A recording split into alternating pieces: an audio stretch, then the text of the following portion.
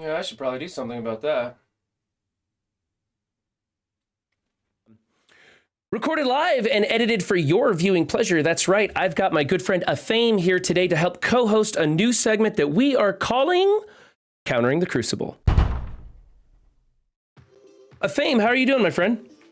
Been doing pretty well. I've had a pretty solid first run for Crucible, even though I went 1 and 2. Yeah. My first run, I absolutely smacked it out of the park. Like, it was hilariously one-sided. Mm-hmm. The second run, I made a silly little mistake using Black Order in Room 6 to counter X Factor, and my Corvus got deleted, and I thought that Thanos got empowered at the start, not at the start of his turn. So I never got my full empowered Thanos. Before we get into the detailed mechanics of it and all, I wanted to ask you if you have any idea, how long do you think it'll take for matchmaking to start filtering out some of those empty slots? Because, we had reports of people who were losing to people who had 0 wins because of just the weird, funky way it worked out. And when those people who aren't playing are finally filtered out, how long do you think it's going to take for matchmaking to kind of straighten this thing out? I think it's probably going to take. It's going to take longer for the lower levels. I think the higher levels are going to filter out faster. Mm-hmm. So I think at the top end, it's probably going to be like 2 to 3 weeks. While we might see like 4 to 6 at the extreme.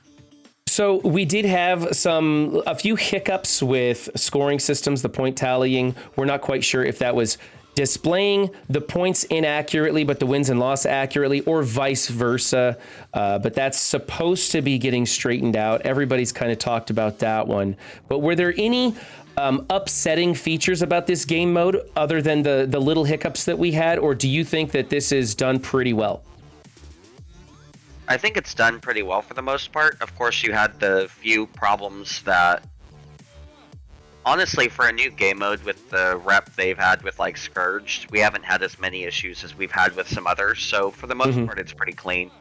Yeah. It sounds like they plan on having this other issue fixed pretty early, and with that, I think a lot of the concerns should just go away. I think people are probably overinflating how big of an issue it is. Is it kind of ridiculous that it's possible? Yes. Is it a big deal? No. No. And you know what? I was almost relieved when we found this glitch, because at first it was weird that this new game mode came out and I was having so much fun and it was working so well. And so when we found this point tally problem, I was like, okay, that's minor. It just proves that Scopely is still running this game company like always. Next up, we're going to be going over your guys' teams that you sent in. We have Stochasticism's teams right here, and we're going to be going over that with a fine-tooth comb, kind of giving it a 0 to 10 score on each of these teams of what we think. Team number 1 and 2, of course, are in rooms that you don't have anything other than the defender's advantage. And team number 1 was kind of a common team here. We've got the Axemen with Phoenix in place of Kitty Pryde. Athame, what do you think of team number 1? So team number 1, for the most part, is pretty decent, but there is a few issues and one improvement that we can make here. So first and foremost, if you have Colossus built up, take Iceman off this team, put Colossus on the corner with Bishop adjacent to him. Colossus will auto-taunt when an X-Men ally drops below, and will help protect Phoenix and Jubilee and Beast. You want to keep Iceman here. He should be a skirmisher, not a raider. It's going to make the team a lot more consistent. You don't have any skirmishers. You have 2 strikers, 3 if you count Phoenix. So very rarely are you actually getting the benefit of that double tap from Bishop, which is going to hurt your damage potential in a lot of rooms. And if you have the proper investment in Colossus, you can have him as a skirmisher also. Yeah. And then I think Iceman's normally a skirmisher for raids anyways, so you'll be, keeping your ISOs the same and not wasting any there. You want him as the skirmisher for 1 to get the focus boost for his ultimate and special, and for 2 for the triple tap combos. Yep. I agree. I think all in all, for just a number 1 room, which I don't feel that the 1 and 2 rooms are that important. If we had a fog of war, I think it would be much more important what we put in these rooms, trying to draw out certain offensive teams before the fog of war was lifted. But we don't have that feature, and we can see everything that's going on. So Rooms 1 and 2 don't seem that important to me, and I think this is a fine team to be putting in 1. Honestly, I kind of wish I would have saved my Axemen for an offensive team in one of my matchups. It would have worked great, and I didn't have that available. So for me, I would say this there's not a lot of mistakes. Could be a lot better. I'm going to give it a 7 out of 10. That's pretty much where I'm at, around a 7 or a 6. So Okay. I'll go with 7 as well, because that feels pretty right in that it's not necessarily wrong except for the ISO, but you can have a little bit better. Yep. Okay. Team number 2 is the Web Warriors, adding in Doom. I found Doom was not that useful on offense for me. I wish I would have done something kind of like this. Maybe I like the Web Warrior team that I went with in my picks, but you could use Doom on defense to create an additional situation for people to take care of. Works fine in here in place of Punk Spider, in my opinion. And I think the ISOs, other than, let's see, he went with Healer on Scarlet Spider, Raider on OG Spider-Man, which is, okay, Raider works on that, I guess, and then Striker on Miles and Raider on Ghost Spider. I can live with those ISOs, and I think Doom is a fine thing to throw in here. How about you? So, I don't like Doom here as opposed to another option that uses a character that's on the bench to make them better. I think that Doom should be changed out for Symbiote Spider-Man. He gives extra max health to the rest of Web Warriors. I think it works a lot better than Doom. In addition, Right, that's what I ended up doing. This is in my meta snapshot that you can find on my YouTube. We'll have links to all that stuff in the description. Web Warriors, I do believe, belongs in Room 3. A lot of the counters to Web Warriors rely on defense up, rely on deflects, and that's going to be talking about your Uncanny Magic and your Black Order. Two most common counters to Web Warriors. Going to struggle a lot more in Room 3 to punch up big time. I think Room 2, you could move your Dark Hunters there, or another team that I have in the snapshot. Okay. All right, so I don't have as big a problem with this. I find that you can pretty much beat Web Warriors with anything if it's a punch down or you're paying close attention. Putting Doom in here makes it a little bit more tricky, and I don't mind it being in Room 2, but you would prefer it in a more particular spot. So I'm going to give this an 9. I prefer OG Spider-Man as a skirmisher. But other than that, I think it's fine. I think the choices in here are fine. So for me, it's a 9. What about you? For me, it comes out to a 5. Ooh, Fame does not like that one. Okay, room number 3, the defensive reversal. We got the Dark Hunters, which pretty much work anywhere. I don't like Mordo on this. We were talking about this beforehand. I'm not a fan of Mordo in any version of the Dark Hunters. I use other people for other things and stuff like that. As far as the ISOs go, I think they're fine. And like I said, I would just be using somebody other than Mordo, and putting him in room 3 is okay with me. You're probably not going to want him there because you wanted the Web Warriors, right? I'm fine with Dark Hunters here as a baseline. I think Web Warriors are better here, but Dark Hunters don't do anything bad in this room. Okay. Like you said with Mordo, I do think there's a better 5th. I advertised a lot of Scarlet Witch. Loki's another good option because Loki speeds up Morbius and gives him that extra focus while cutting an enemy resist to make sure you're landing all those bleeds. I agree. The reason I don't use Loki is because I like to have Loki available for offense to make Cersei go first in a specific Eternals encounter. And so I like Scarlet Witch. My Dark Hunters got annihilated every time, which was okay because they were drawing a huge team punching down into them, and that happens. I didn't get to really see if they would hold up against an equal match, but I was happy with that outcome. For me, like I said, I don't like Mordo, so I'm going to go with another 7 on this team. I think it's important to put somebody better than Mordo in there. I think he's a waste of space. I think that's pretty much where I'm at. Okay. Team number 4 is the Slowdown Room, and we've got some dad bros in there with Hawkeye. I think this is the one you recommended, right? Yeah. Okay. As far as the setup goes on this team, that there isn't any problems here. You want Skirmisher and Yo-Yo to land the offense down. Team's pretty much got the right power levels for what you want. Fast team does a lot of turn manipulation to try to take out quick matchups. Yeah, I like everything about this. I can give it a full 10. That's pretty much where I'm at.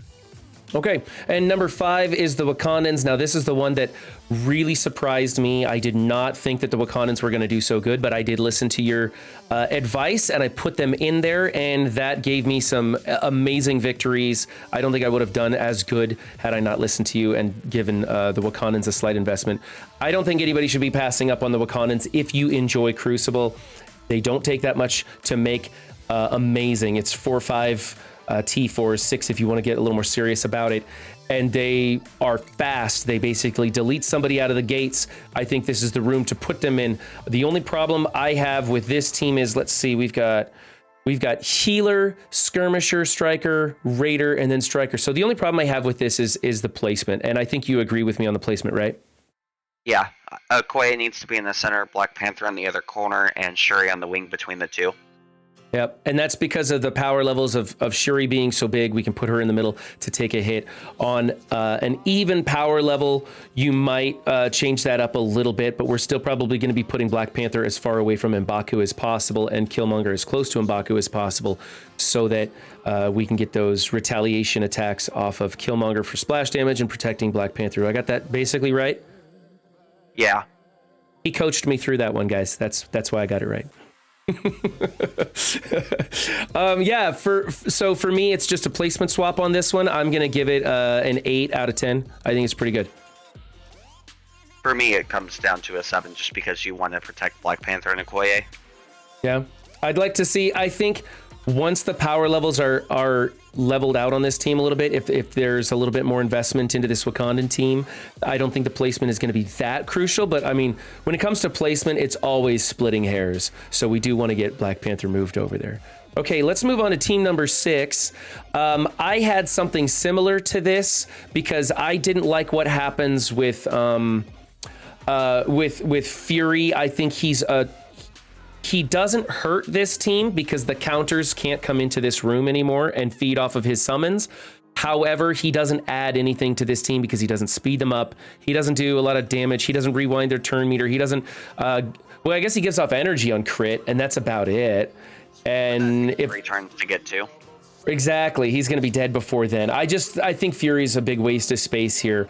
And I think Kestrel could be used on offense for a lot of other things and could be way more potent. I think there's better choices. For me, it was putting in Captain America and Doc Ock. I think you like Blob for one of those picks, right? Blob would work well here, as well as Doc Ock instead of Nick Fury. Mm-hmm. And do you still like Kestrel in on this, though? Kestrel should be fine. She's pretty solid as far as a damage dealer. She isn't affected by the turn manipulation there, and in fact, it might help her. Oh, okay. Personally, I like keeping her for offense. I used her every single time on some hybrid teams to do some stuff because I kind of scared myself and forgot to keep some certain teams on offense, but I did okay. I managed, and it was because I had her on offense as a flex pick. I think she's really useful, and I think when you put the team together with something like Doc Ock and Blob or Captain America in there, you have all that blocking and deflect and healing coming off of Maria Hill, and it becomes a team that even if they beat it, and a lot of times people just came in with Infinity Watch or Darkhold or something and just smashed it, it still takes a lot of turns. It costs them some points on a low scale, and I think a lot of times we may be having to look at that where everybody's going to be one-shotting everything, but how efficiently can you one-shot a team? And so when you get lots of those deflects and healing and sustain going on there and those taunts moving around, I think that can really cause some point loss. In my opinion, I don't know. In my opinion. Yeah, with Fury, it's probably an 8 out of 10 just because Fury doesn't contribute much to the team. But if you changed him to a better character like Doc Ock, it would be a solid 10. Yeah, I'd have to go 8 out of 10 also. I just think there's better choices. It's not detrimental. It's just a waste of space. So I think overall it was pretty good. I'm curious to see what Stocky did on his final rewards. Although that didn't matter too much because they were a bit wonky because of some of those glitches in there. But I think he's doing okay, and I think he could probably make a few changes going into the next round. Now, correct me if I'm wrong, the season lasts for 8 weeks, is it? Is it 8 weeks of Crucible? How much? It's 3 months, so 12 weeks. 3 months, 12 weeks. Oh. Did go up, so I got to get out of here pretty quickly. Okay, well then I'll let you go and we'll just wrap this up. If you guys want more information, you can find Athame. I'll put all of his links in the description. He's going to be helping people out on his streams and his YouTube content and stuff like that with the Crucible information. So head over to Athame stuff. Be sure to give him a like, a follow, a subscribe, and all that stuff. And we will catch you guys next time. Thanks. Bye. You know what? We got to figure out a name for this thing. What the hell are we going to call it? Crucible Crunch featuring Athame. The crux of Crucible.